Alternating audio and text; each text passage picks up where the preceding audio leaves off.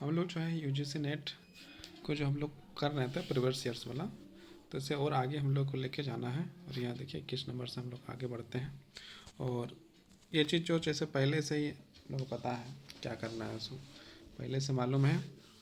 हम लोग को जो है कि फटाफट सब्सक्राइब करना है ना। तो देखिए ये जो प्रीवियस ईयर है, इसलिए इसको यहाँ से बढ़िया से सुनना, बढ़िया से।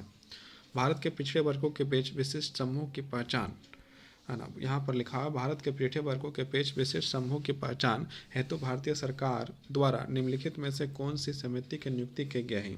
तो यहाँ पर डायरेक्ट देखिए, यहाँ पर लिखा हुआ 4 ऑप्शन दिया गया है। न्यायमूर्ति RN मिश्रा समिति, बी नंबर न्यायमूर्ति RN माधोवर समिति, और सी नंबर है न्यायमूर्ति रामानंदन समिति, और डी नंबर है न्यायमूर्ति राजेंद्र सच्चर समिति। तो यहाँ पर इसका आंसर हो जाएगा ऑप्शन सी। यहाँ पर तो साफ साफ लिखा भी है, तो इसका क्या हो जाएगा आंसर, न्यायमूर्ति रामानंदन समिति। क्वेश्चन क्या था, भारत के पिछड़े वर्गों के बीच विशिष्ट समूह की पहचान है तो भारतीय सरकार द्वारा निम्नलिखित में से कौन सी समिति नियुक्त की गई है। तो न्यायमूर्ति रामानंदन समिति का नियुक्ति की गई है।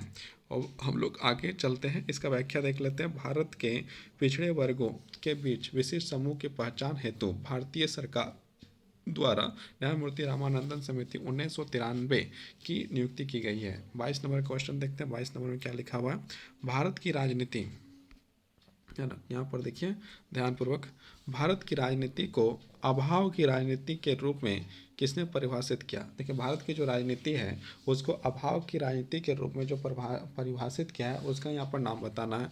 यहाँ पर जो है 4 ऑप्शन दिया गया है, Myron Weiner, Paul R Brass, Atul Kohli, और डी नंबर है मॉरिस जॉन्स। तो इसका ऑप्शन आपका ए हो जाएगा, मायरोन वीनर। भारत की राजनीति, भारतीय राजनीति को अभाव की राजनीति के रूप में किसने परिभाषित किया था, तो मायरोन वीनर ने जो है कि परिभाषित किया था। अब हम लोग आगे बढ़ते हैं, इसका थोड़ा व्याख्या देखते हैं। ये ऑप्शन ए हो गया।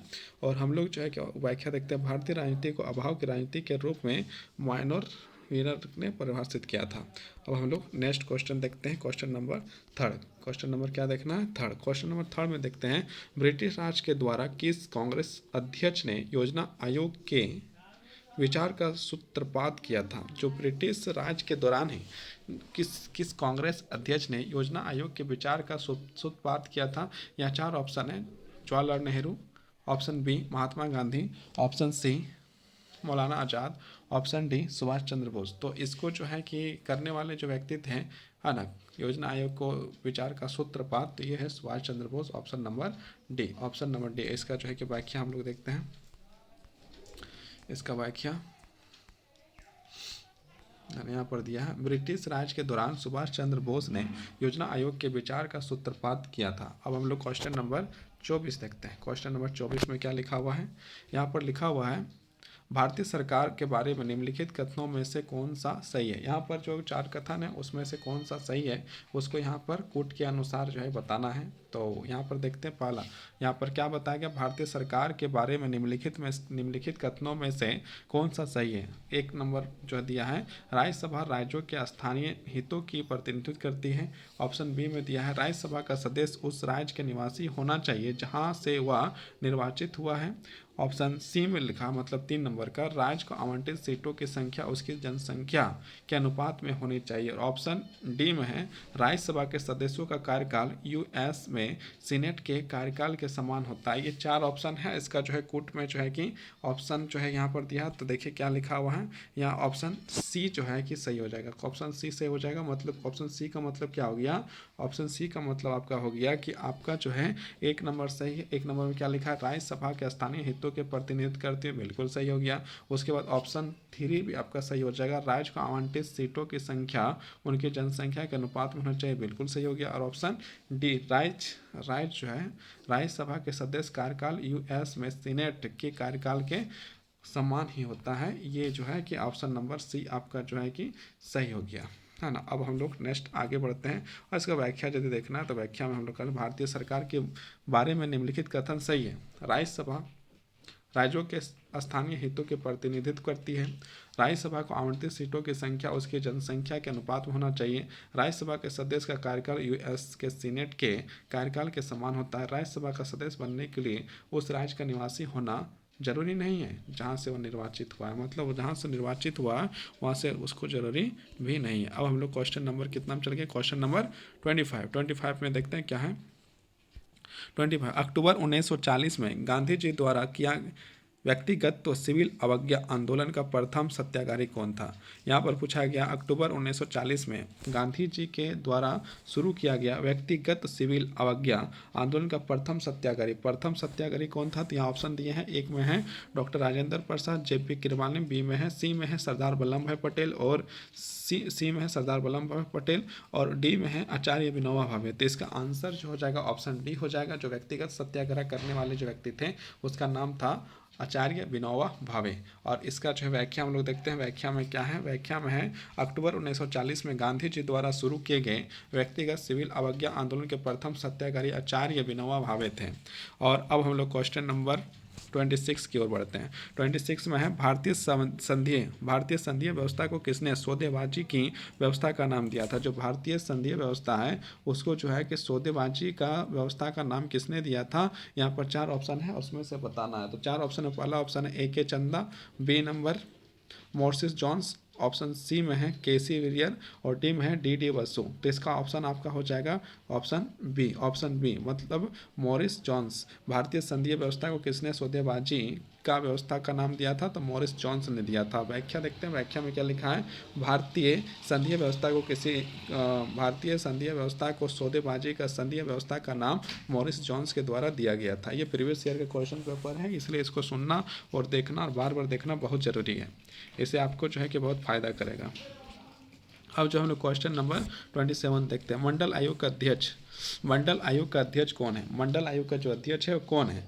तो ऑप्शन ए को देखते हैं, बी एन मंडल, ऑप्शन बी है बी पी मंडल, ऑप्शन सी है डी एल मंडल, ऑप्शन सी है डी एल मंडल, और ऑप्शन डी है आर एन मंडल। यहाँ पर क्या मंडल आयोग का अध्यक्ष कौन था। तो इसका ऑप्शन बी आपका सही हो जाएगा, बीपी मंडल। और मंडल आयोग का अध्यक्ष कौन है। तो बीपी मंडल जो है इसका अध्यक्ष है। अब हम लोग इसका व्याख्या देखते हैं और आगे बढ़ते हैं, और जल्दी आगे बढ़ते हैं, है ना। व्याख्या, इस वर्ष 1979 में मोरारजी देसाई द्वारा सरकार ने द्वितीय पिछड़ा वर्ग आयोग का गठन संसद सदस्य बीपी मंडल की अध्यक्षता में किया था। प्रथम पिछड़ा वर्ग आयोग का काका कालेवर की अध्यक्षता में गठित किया गया था। जो प्रथम जो था वो काका कालेवर की अध्यक्षता में हुआ था, वो जो है मंडल आयोग जो है कि बीपी मंडल के अनुसार हुआ था। बीपी मंडल उसके अध्यक्ष थे। अब आगे जो है कि हम लोग 28 क्वेश्चन नंबर, भारत में अंतर्राज्य परिषद कब स्थापित की गई थी।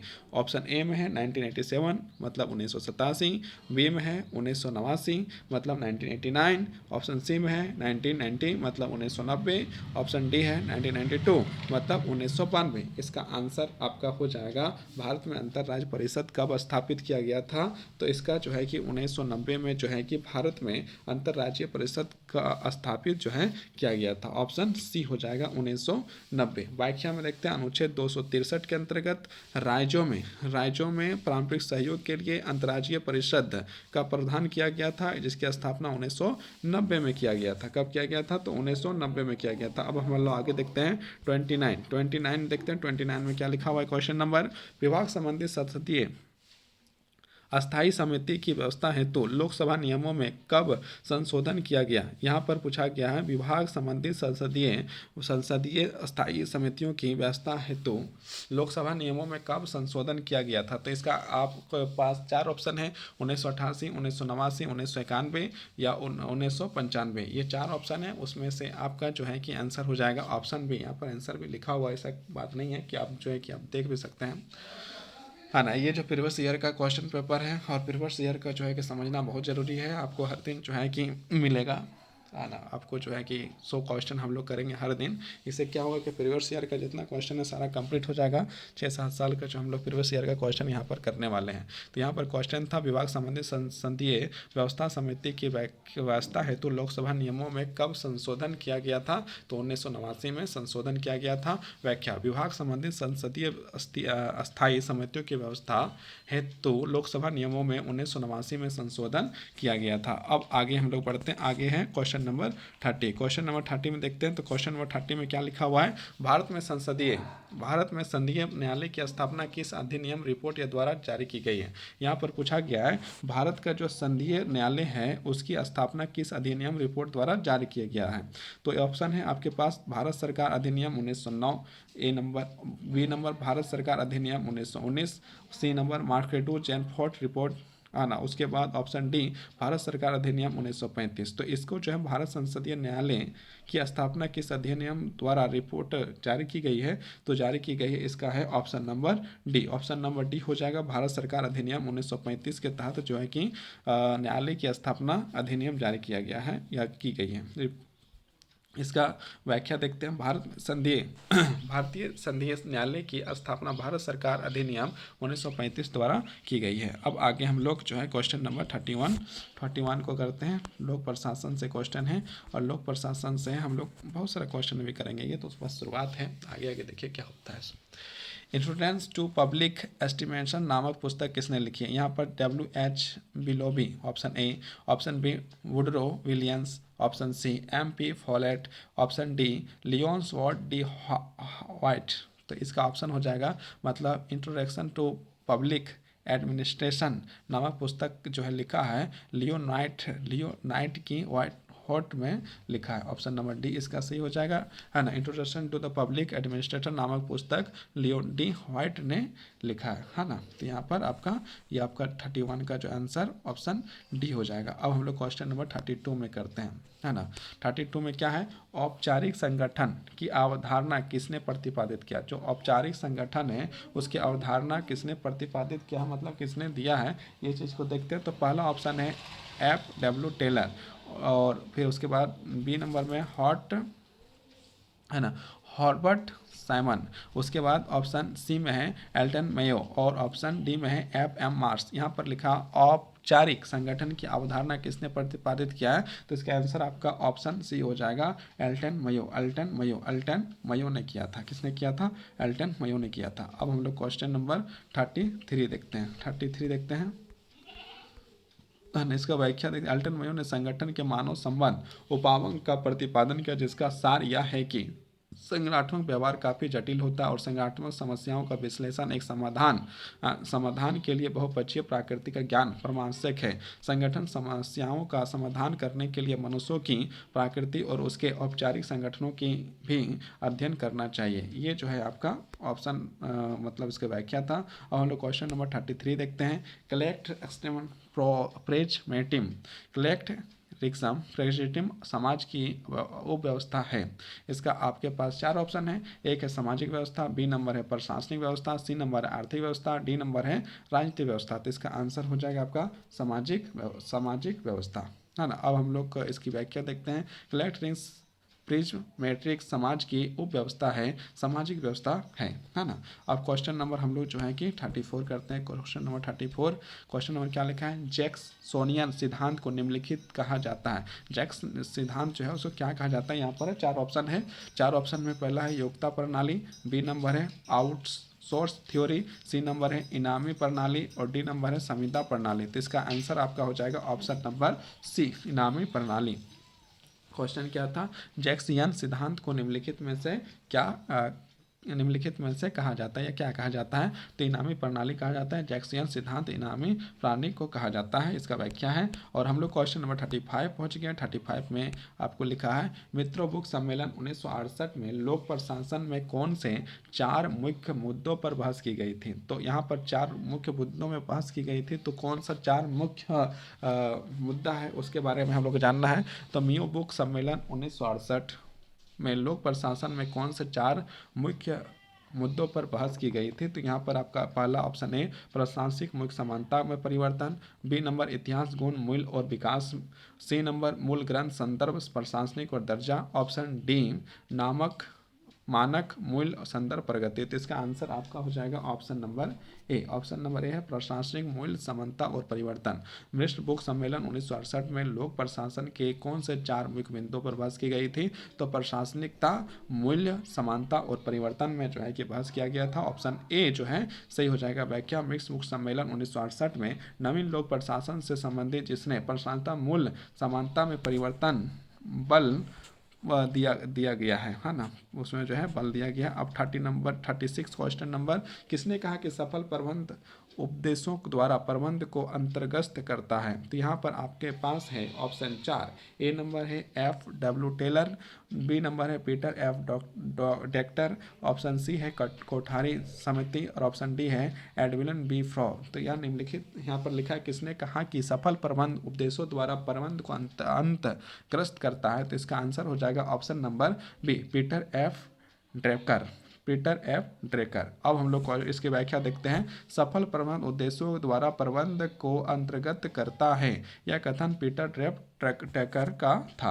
अब हम लोग क्वेश्चन नंबर जो है कि 37 की ओर जाते हैं। 37 में क्या है, किस पुस्तक में रॉबर्ट हॉल्स के निर्णयों को लेने का सिद्धांत की व्याख्या की गया है? मैंने यहाँ पर जो है कि कौन सा किताब है या कौन सा पुस्तक है जिसने जो है रॉबर्ट डॉयल के निर्णय को जो है सिद्धांत की व्याख्या किया है? यहाँ पर 4 ऑप्शन दिया गया है। ए है डेमोक्रेसी, लिबर्टी एंड लिबर्टिक, ऑप्शन बी है democracy and the cross road, option C है हु गवर्नेंस, ऑप्शन डी है मॉडर्न पॉलिटिकल एनालिसिस। तो इसका आंसर हो जाएगा ऑप्शन सी। क्या हो जाएगा? ऑप्शन सी इसका जो है कि आपका आंसर हो जाएगा। ऑप्शन सी में क्या लिखा हुआ है? Who governance. किस पुस्तक में रॉबर्ट हॉल्स का निर्णय लेने का सिद्धांत की व्याख्या किया गया? तो ऑप्शन नंबर सी, हु गवर्नेंस। अब हम लोग क्वेश्चन नंबर 38 को देखते हैं। क्वेश्चन नंबर किधर चल गया हम लोग? 38 पहले उसकी व्याख्या कर लेते हैं। रॉबर्ट हॉल्स ने निर्णय लेने के सिद्धांत की व्याख्या हु गवर्नेंस नामक पुस्तक के अंतर्गत किया था। अब क्वेश्चन नंबर हम लोग किस में है? क्वेश्चन नंबर 38 में। ब्रिटिश सिविल सर्विस के लिए यूनिफाइड ग्रेडिंग स्ट्रक्चर की अनुशंसा किस समिति ने की थी? तो यहाँ पर है option A Masterman, option B Fulton, option C एटसन और ऑप्शन डी मैकग्रो। तो इसका आपका आंसर हो जाएगा ऑप्शन बी फुलटन।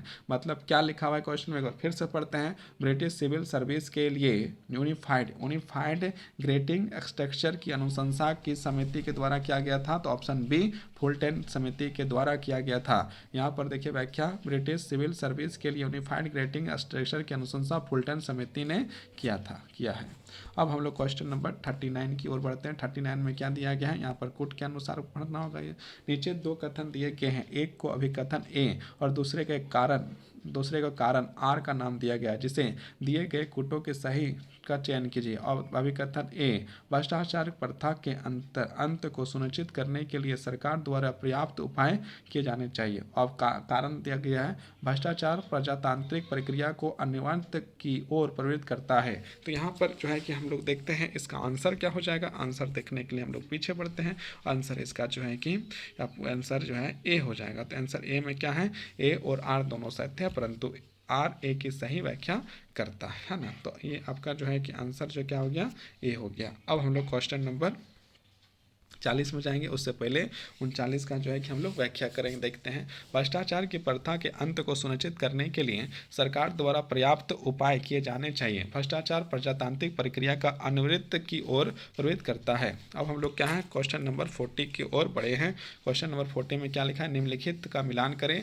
ऑम्बुड्समैन का कार्यालय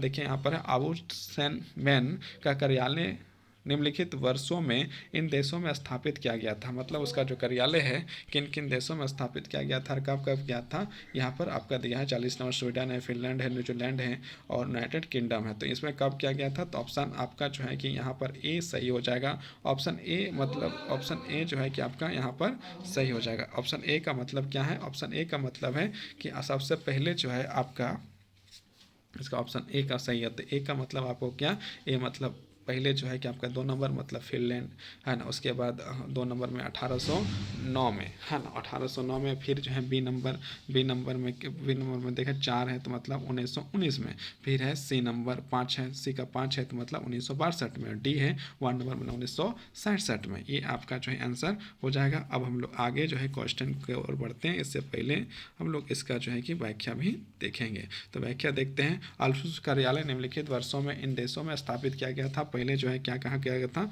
पहले जो है कि स्वीडन को जो है आपका 1809 में, फिनलैंड में 1919 में, फिर न्यूजीलैंड में 1962 में, फिर यूनाइटेड किंगडम में 1967 में किया गया था। अब हम लोग जो है अंतर्राष्ट्रीय संबंध से जो है क्वेश्चन करेंगे। अंतर्राष्ट्रीय संबंध से क्वेश्चन को हम लोग देखते हैं। हर दिन 100 क्वेश्चन करेंगे, एक सेट जो है हम लोग को करना है ना, और जितना हो सके है ना आप लोग को जो है यहाँ पर सुनना है, और सुनने से आपको फायदा कर सकता है। अब यहाँ पर क्वेश्चन देखते हैं 41 नंबर का। 41 नंबर का क्वेश्चन है, उत्तर सोवियत संघ में वैश्विक स्तर पर रसिया का दृष्टिकोण निम्नलिखित में द्वारा विशेषित था। ऑप्शन ए में है कठोर वैचारिक स्थिति, ऑप्शन बी है सोवियत काल के प्रत्येक संपत्ति आपूर्ति के लिए भूमिका की वृद्धि, ऑप्शन सी है व्यवहारिक अनौपचारिक वैश्विक दृष्टिकोण, ऑप्शन डी है शीत युद्ध युग की असमानता जुड़ाव। तो इसका ऑप्शन सी आपका हो जाएगा व्यवहारिक वैचारिक वैश्विक दृष्टिकोण, आपका यहाँ पर इसका आंसर सही हो जाएगा। इसके बाद इसमें जो है कि व्याख्या जो किया गया, उत्तर सोवियत काल में वैश्विक स्तर पर रसिया का दृष्टिकोण व्यवहारिक अनवैचारिक वैश्विक दृष्टिकोण था। अब क्वेश्चन नंबर जो है 42 में देखते हैं क्या लिखा हुआ है। निम्नलिखित में से किसने अल्प विकास के शब्द का प्रतिपादन किया था। निम्नलिखित में से किसने जो है अल्प विकास शब्द का प्रतिपादन किया था। तो यहाँ पर 4 ऑप्शन दिया गया है। ए नंबर एंड्रोजियो ग्रासमी, बी नंबर रोजा लक्सबर्ग, ऑप्शन सी है इनमुलन वेल टर्नस्टाइन, और ऑप्शन डी है कैल्थन्स वाल्टज। अब यहाँ इसका आंसर हो जाएगा ऑप्शन सी। इसका आंसर क्या हो जाएगा, ऑप्शन सी। निम्नलिखित में से किसने अल्प विकास के शब्द का प्रतिपादित किया था। तो एनुमुलन वेल स्टाइलिन ने जो है किसका प्रतिपादन किया था। अब व्याख्या देखते हैं। पारसित सिद्धांत की उत्पत्ति 1950 के दशक में लैटिन अमेरिका के लिए संयुक्त राष्ट्र आयोग के निर्देश राहुल प्रतीक्ष द्वारा उनके सहयोगी द्वारा तत्वावधान में हुई थी। अमेरिका के समाजशास्त्री वेल्ट्रेस्टी ने इसकी मार्क्सवादी धारणा को और परिशुद्धि किया था तथा इसे विश्व व्यवस्था का सिद्धांत के रूप में प्रस्तुत किया था। तो ये आपका जो हो गया। इसके बाद हम लोग क्वेश्चन नंबर 43 में आएंगे, है ना। 43 में क्या लिखा हुआ है, 43 में लिखता है कि यूएस द्वारा निर्मित काउंटरमेजरेंट की नीति का लक्ष्य है। ए नंबर सोवियत यूनियन के प्रभाव को वैश्विक रूप से रोकना, बी नंबर ईरान के आणविक प्रशोधन को रोकना, सी नंबर आज्ञाकारी उत्तरी कोरिया का सीमा बंद करना, ऑप्शन डी है जनवादी गणराज्य चीन की प्रसारवादी नीतियों का विरोध करना। तो इसका आंसर आपका हो जाएगा ऑप्शन ए। यूएस द्वारा निर्मित कंटेनमेंट की नीति का लक्ष्य क्या है, सोवियत यूनियन के प्रभाव को वैश्विक रूप से रोकना। तो इसकी व्याख्या है यूएस द्वारा निर्मित कंटेनमेंट की नीति का लक्ष्य क्या है, तो सोवियत यूनियन प्रभाव को वैश्विक रूप से रोकने का, है ना। अब आगे हम लोग क्वेश्चन में आ जाते हैं 44 नंबर। 44 नंबर में क्या लिखता है, 44 में लिखता है 1997 का क्योटो उपसंधि ने निम्नलिखित में से किसके लिए कार्यक्रम को अपनाया था। ऑप्शन ए वैश्विक निर्धनता को समाप्त करना, बी यूएन व्यवस्था का प्रजातंत्रीकरण, ऑप्शन सी IMF द्वारा विश्व बैंक के अंदर सहभागिता का विस्तार करना, ऑप्शन डी ग्रीन हाउस के उत्सर्जन को कम करना। तो इसका आंसर हो जाएगा ऑप्शन डी। 1997 के क्योटो उपसंधि के निम्नलिखित में से किसके लिए कार्यक्रम को अपनाया था, तो ग्रीन हाउस के उत्सर्जन को कम करना। ऑप्शन नंबर डी आपका सही हो जाएगा। अब हम लोग आगे बढ़ते हैं। आगे क्या है ना, ये कितना था, है ना। अब हम लोग 44 नंबर का व्याख्या को देखते हुए आगे बढ़ते हैं। तो इसमें क्या है व्याख्या, 1997 में क्योटो उपसंधि ग्रीन हाउस गैस के उत्सर्जन को कम करने का कार्यक्रम को अपनाया, है ना। अब हम लोग 45 क्वेश्चन नंबर देखते हैं। क्वेश्चन 45 क्या लिखा है, सूची 1 सूची 2 के साथ सम्मिलित करें और नीचे दिए गए कूटों से सही उत्तर का चयन करें। अब और सूची 1 में मार्टन कपाल और उसके बाद उधर लिखा हुआ है। ऑप्शन बी में है एर्टेन गुल्फ्रैंक और सी में जो है हैंस। ये चीज़ हम लोग को लिखा हुआ है। इसको जो है कि ऑप्शन नंबर ए इसका सही हो जाएगा। ए का सही मतलब है मतलब ए का 3। तो यहाँ पर 3 जो है कि देखिए तो क्या व्यवस्था में सिद्धांत, है ना। ये चीज़ आपका व्याख्या में और बढ़िया से लिखा होगा, तो व्याख्या सीधे देखिए, है ना। उतना जो है कि टेंशन लेने की बातें नहीं है। तो यहाँ पर देखिए सही कोड निम्नलिखित है। यहाँ पर देखिए मार्टन कपाल जो है व्यवस्था का सिद्धांत है ना। एक नंबर चला गया। उसके बाद जो है देवेंद्र गुल्डेल-फ्रैंक जो है कि राष्ट्रसत्ता सिद्धांत में चल जाता है। फिर जो है हैंस जेर माथर जो है कि अर्थार्थवादी का सिद्धांत में चल जाता है। मिखाइल गोर्बाचेव जो है कि प्रशस्त अहमदा गार्नोस्त में चला जाता है। अब हम लोग जो है क्वेश्चन नंबर 46 को देखते हैं। विश्व व्यापार संगठन WTO के अंदर पारंपरिक सिद्धांत किसका विचार करता है? तो किसका विचार करता है, यहाँ पर 4 ऑप्शन आपको दिए गए हैं। पहला है राष्ट्र व्यापार अवरोधों को कम करना और बदले में दूसरे राष्ट्र के द्वारा भी उतने ही कम हो। ऑप्शन बी एक समान आधार का व्यापार अवरोधों का सृजन। सी नंबर बौद्धिक संपत्ति अधिकारों का संरक्षण। डी नंबर व्यापार पर राष्ट्र अवरोधों के लिए भूमिका में वृद्धि। तो इसका आंसर जो आपका हो जाएगा ऑप्शन नंबर ए हो जाएगा। ऑप्शन ए में क्या लिखा है, अब पहले क्वेश्चन देखते हैं। विश्व व्यापार संगठन WTO के अंदर पारंपरिकता का सिद्धांत किसका विचार करता है? तो इसका आंसर हो जाएगा राष्ट्र द्वारा व्यापार अवरोधों को कम करना और बदले में दूसरे राष्ट्र के द्वारा भी उतने ही कम हो। ये जो ऑप्शन नंबर ए हो जाएगा सही। इसकी व्याख्या देखते हैं, व्याख्या में क्या लिखा। विश्व व्यापार संगठन अपने सदस्य देशों को राष्ट्रीय व्यापार नीतियों की निगरानी करता है तथा यह सदस्य देशों के व्यापार संबंधी विवाद हल करने में मदद करता है या सदस्य देशों को व्यापार अवरोधों का कम करने के लिए प्रोत्साहित करता है। इसका हो गया, आपका व्याख्या भी हो गया। अब हम लोग क्वेश्चन नंबर 47 में जाते हैं। 47 में क्या लिखा है, नीचे दिए गए सूचीक्रम उप घटनाओं के सही कालानुक्रमिक रूप का है। तो ऑप्शन ए में आपको लिखा हुआ है, क्या लिखा हुआ है, सोवियत यूनियन के कंटोनमेंट समिति, सीखने के US नीति। ऑप्शन 2 में है पूर्व सोवियत संघ यूनियन का विघटन। ऑप्शन 3 में है ईरान इराक युद्ध और ऑप्शन 4 में अफगानिस्तान के आतंकवाद के विरुद्ध US का युद्ध। तो इसको क्या देखते हैं, इसका जो है कि हम लोग 47 का है ना, 47 का, तो 47 में जो है डायरेक्ट आंसर देखिए, इसका आंसर क्या हो जाएगा, डायरेक्ट व्याख्या में देखिए इसका ऑप्शन डी हो जाएगा। व्याख्या में देखिए, व्याख्या में इसका सब कुछ पता चल जाएगा।